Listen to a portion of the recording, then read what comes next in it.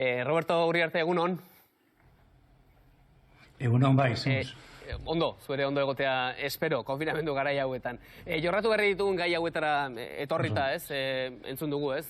Gurean Euskal Herrera etorrita EAJak eta EH Bilduk balizko birzentralizazio baten inguruko kezka eta haien arriskuez kezka azaldu dute. Zuk uste duzu, halako krisi baten erdian, zenbait kasutan birzentralizazioak, ordaindu beharreko peaje bat direla? Bueno, nik uste dut pertsona bat bai nazionalista espainola edo bai nazionalista euskalduna izan daitekela, baina batez ere zentzuko pertsona izatera eta zentzuko jokaerak aurretik jartzea, bere nolabait prejuizio nazionalen aurretik jartzea, ezta. Eta uste dut erabaki batzuk amankomuneko erabakiak izan behar direla. Ondo da, norperak uste izatea, batzuk uste izango dute denporaltza honetan beste unean jartzen izuen adibide hori, ez da denporal bat dagoenean itxasontzi batek ia 17 agintari egon behar diren alaba bakarra, edo igual erabaki batzuk bateratuak izan behar dira estatu mailan eta izan behar dira baita Europa mailan. Orduan, bueno, hori bakoitzaren obsesietatik aparte. Baina gero beste gauza bata horre esate baterako pentsa ezagun krisia nola gestionatu den eta nola gestionatu zen aurreko krisia. Aurreko krisian 60.000 milioi baino gehiago eman zitzaizkien bankuei, 1.000 milioi euro eman zitzaizkien autopistak erreskatatzeko, 1.000 milioi parkatu zitzaizkien enpresa hidroletikori. Eusko Alderdi Jeltzaleak inongo kejarik jarri zuen hori egin zelako, hau da, apoiatzen zuen Rajoyren gobernua, eta ez zuen inolako autogobernuaren kontrako kalterik planteatu. Inongo kejarik, ez honen besteko kejarik ere. Eta orain, alderantziz, sartzen da nolabait sarrera gutxieneko bat, jente behartzuentzat eta oso egoera larrian dagoen jente, eta autogobernua da dinosu, koño.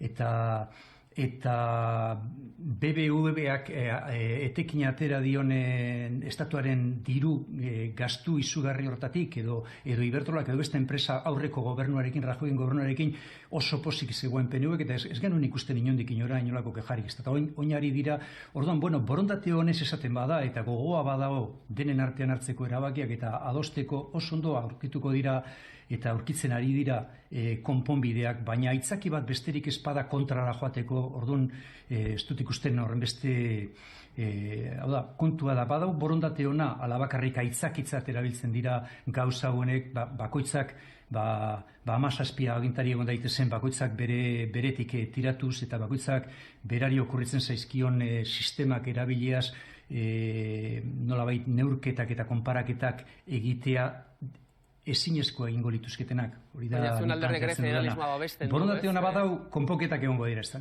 Zuen alderrek zer duen federalismoare babesten du. Orduan, noiz arte egon behar dute 17 agintarik, edo noiztik aurrera eta noiz bakarrak, ez? Adibidez, orain deskonfinamendu ez eta izketan ari garenean, erkidego autonomoek hartu behar dituzte euren erabakiak, ala ere mando bakar batek oraindik ere egon behar du, Espainiar estatuan zure ustez.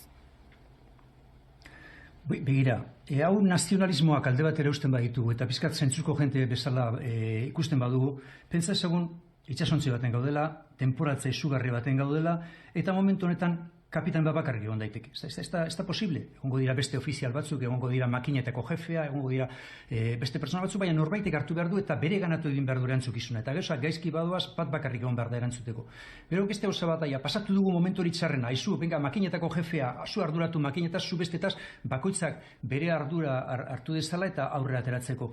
Baina momentu baten egon behar da norbait azken erantzukizuna izan behar duena eta egunero egon behar dena informazio ematen eta egunero ateratzen egon behar duena eta asaltzen goizetik eta gauera hartuko den neurri bakoitza eta gauza guztietaz erantzuten. Eta zuk esan duzun bezala, berrakuntza bat baldin badau eta esaten bada gurasoekin bakarrik atara daitezkela, gurasoak onartuta edo onespena duten lekuetara bakarrik joan daitezkela eta gertatzen da bera, naizta gurasoek ez izan onespena, luzatu egingo zaie umei laguntzeko. Bueno, ondo, baina norbaitek izan behar du ardura eta momentu honetan oso larria zenean, hau da, 900 pertsona baino gehiagoko hildakoa genituenean egunero, eta pentsatu behar da jaitsi egin dugula 400 pertsona arte, eta horretan 900 pertsonetatik edo hildakotik pasatu garenean 400 hildakora egunero, horrek adierazten du erabaki bat hartu zenean, hau da, ekonomiaren paralizazioaren erabakia hartu zenean,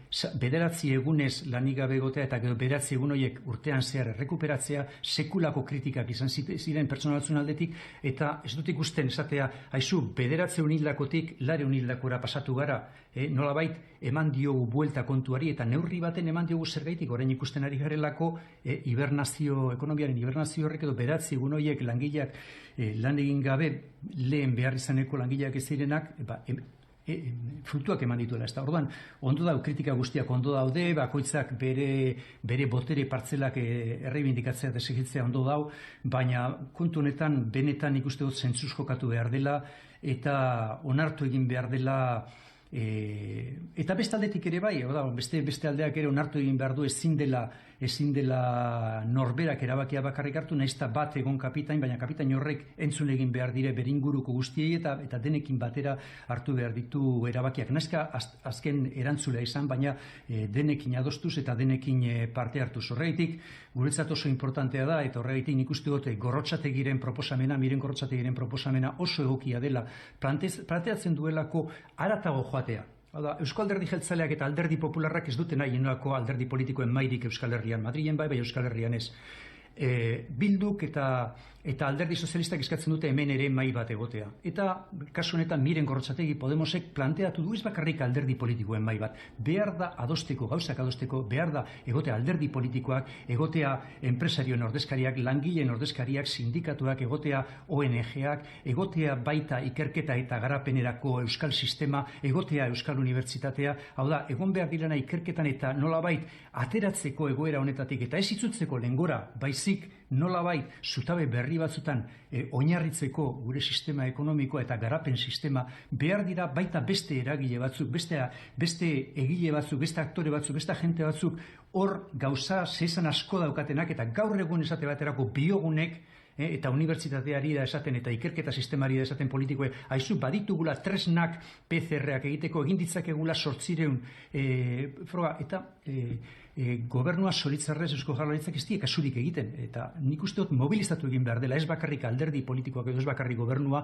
euskal alderdi politiko 5 alderdiak batu egin behar garela, baina baita sindikatuekin, baita enpresarioekin, baita ikerketa sistemarekin, baita gizarte zibilaren ordezkariekin, eta baita bereziki unibertsitatearekin eta denon indarrarekin ateratzeko zutabeak. Orduan, egon gabe denpora guztian negarrez ez gaituzte respetatzen ez zer eta egun guztietan oztopoa jartzen, nik uste dut momentua dela hartzeko neurriak, jartzeko esertzeko denak, bateratzeko denak eta jartzeko neurriak zutabe berrien gainean ateratzeko egoera honetatik eta krisia aprobetzatzeko baita oportunidade aukera momentua izan dadin. Haintzu ere, erabakek hartu behar dira, eta erabaki horien arabera aukerak sortu litezke, mehatxuak ere bai, hainbat eskubidearen galdu litezke, krisi garaietan hainbat eskubide galdu direlako, baina irabazi ere bai, eta zure alderdi datorren adibideetakoa da gutxieneko errentarena, aukera moduan ikus genezakena, gutxieneko errenta bermatzena. Baina horrek, zenolako talka izan dezake hemen autonomia erkidegoko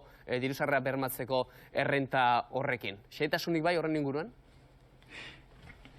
Ze kalte izan zuen Euskal Autonomian esate baterako 60.000 milioi euro gastatzea edo ematea gobernu zentrala bankuei. Zergaitik etzen problema horren beste diru bideratzea bankuak erreskatatzeko da autopistak edo hidroelektrikoak, nolabait oligopolio energetikoa. Zergaitik hori etzen problema Euskal Autogobernuarentzat eta bada problema Euskal Autogobernuarentzat pobrei edo behar izanean bizi direnei. Nordi ordea hori problema teknikoa. Zuk egin da zu galdera hori, ez da edo... Ez, nik esaten nuen, Espainian jarritako neurri batek hemen dagoen neurriarekiko horrek zen nola uztartuko diren bi neurriak edo ze etorkizun izan dezaken horrek gurean, dagoeneko badagoelako esantzeko dirusarrera bat bermatzeko. Borondatea, bai, enfrentamenturako borondaterik ez badau eta gogoa badau kolaboratzeko erraz konpondu daiteke, hori bai momentu honetan konpondu edo baita gero kupoa jartzen denean, esan kontutan hartuko du, bereziki bi autonomiatan badauela ja eta neurri baten baita Castilla-La Mantxan ere badagoela ez horren importantea, baina badaudela beste leku batzutan ere RGIaren antzekoak, eta kontutan hartuta hori, hori negoziatu egiten da, eta kupoa erabakitzerakoan, esaten da, honen beste dagokio, eta listo hori. Ez da problema borondate hona baldin badau kolaboratzeko, hau da, kontua da, gauzak benetan esaten diren, eta askotan borondate honez esaten dira, eta kontutan hartu gure hitzat, hori oso importantea da, lurraldeen hitzak entzutea, ez bakarrik autonomienak, baita udalek zesan asko daukate, aldundiak non daude krisi honetan, nik uste dut jente asko dagoela zesana daukana, baina ez bakarrik politikoak, oso importanteak gizarte zibila, ez zaio kasu handirik egiten neurri handi baten, eta nik uste dut behar dela mai bat estatu mailan, baina behar dela baita Euskal Autonomia Erkidegoan mai bat, eta badinotzut mai hori zabalago izan behar dela, eta jente gehiago sartu behar dela. Baina hori arte jauna, planteatzen diazun eskeman, galdera egin nahi dizuke, planteatzen diazu, udalek zer esan daukatela, diputazioek ere zer esan daukatela, entzun egin bertzaela, galdetu egin bertzaela, Autonomia Erkidegoaren baitan ere alderdi ezberdinen mai baten egon behar dutela, ondorio zaila ere entzunen beharko zaila, baina gero planteatzen diazu, deszentralizazio hori guztia horregonik ere, mando bakarraren edo kapitain bakarraren eskema, ez da? Orduan, bi kontzeptu hauek argumentazioetan nola uztertzen dira? Nik uste dut oso horrez adierazi dudala, eta nik uste dut naizta politiko bat, obsesio bat baldin badauka, obsesio ideologiko bat baldin badauka, zaila egiten zaio ulertzea, baina nik uste dut kaleko jenteak ulertzen dagoela momentu baten, denporalea momenturik gogorrenean dagoenean ezin dela egon 17 edo 57 aginte bakoitza bere aldetik jota. Egon behar dela, momentu baten kapitain bat egon behar dela, eta gero deseskalamentu bat egon behar dela, edo pasatzen bada momenturik gogorrena, hau da, nora ezean egon garena, eta oso momentu kritikoa izan dena, momentu baten bazegoen nolabait ospitaletan kolapso bat egoteko arriskua, ia kolapsora iritsi ginen, eta momentu horretan behar zen aginte bakarra eta behar zen neurriak hartu, baina argita garbi dau, gero hartu daitezkela dezentralizatuta, eta ez bakarrik autonomiengan dezentralizatuta, beste arlo batzutan, esate baterako eman dezagun Kanariasen deseskalamentua egon behar dela, isla batzutan modu batera egin beharko da, beste batzutan beste batera, ez da bakarrik Madrileko gobernuak edo Kanarietako gobernuak erabakitzea, askotan isla bakoitzeko gobernuak eta hartu beharko dute erabaki hori, baina kontatu beharko da mundu guztiarekin, eta kontatu beharko da baita nire ustez, eta hau, ez da azpimarratzen nahikorik, eta ze uste dut askotan agenda politikoa leku batetik doala, baina gizarte agenda, hau da, non daude gizarte egileak ez zaile kontutan hartzen, batez ere hemen ari da Euskal Herriko Unibertsitatea, ari da, badinotzut, atzo bertan ari zen jotake biogun esaten, eta gaurko egunkarietan aizu, baditugula tresna batzuk, baditugula medio batzuk erabili, mesedez, eskatu gure laguntza, mesedez, pres gaude laguntzeko, eta aukera daukagu laguntzeko, eta keba kasuik erez.